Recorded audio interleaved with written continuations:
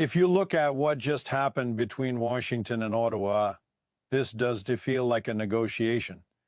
It does feel like diplomacy.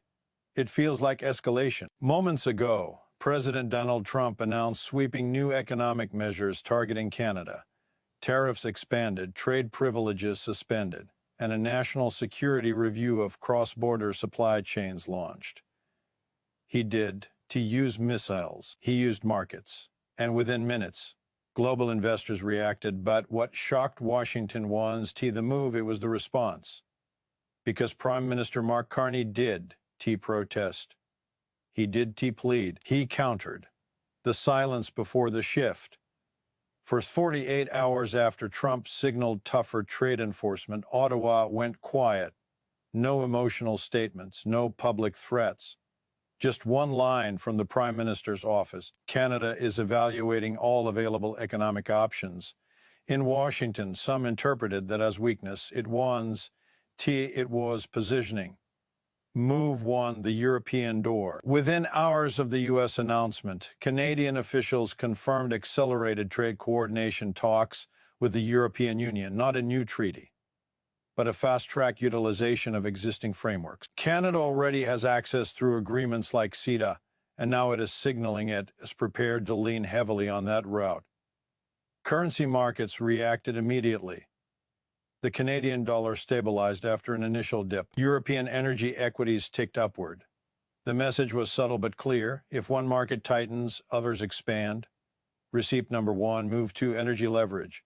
Here's the pressure point Washington understands very well. The United States imports significant volumes of heavy crude from Canada, especially for refineries engineered specifically for that grade. Carney's team signaled accelerated infrastructure approvals on the Pacific Coast aimed at expanding long-term export flexibility, not cutting supply today, but increasing optionality tomorrow.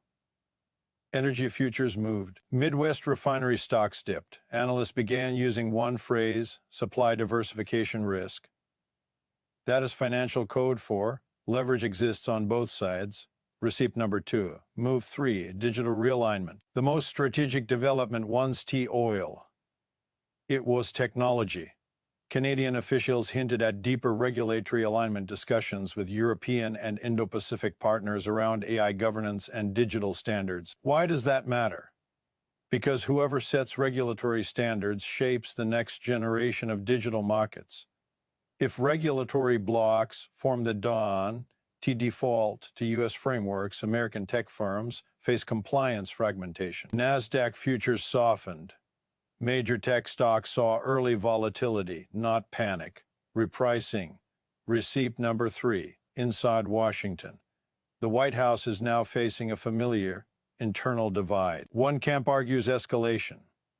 Expand tariffs. Increase pressure. Force compliance. Another camp warns. Escalation could trigger supply chain instability, investor uncertainty, and political backlash in border states. President Trump has framed the measures as defending American industry and correcting long-standing trade imbalances. Supporters call it strength. Critics call it risky brinkmanship.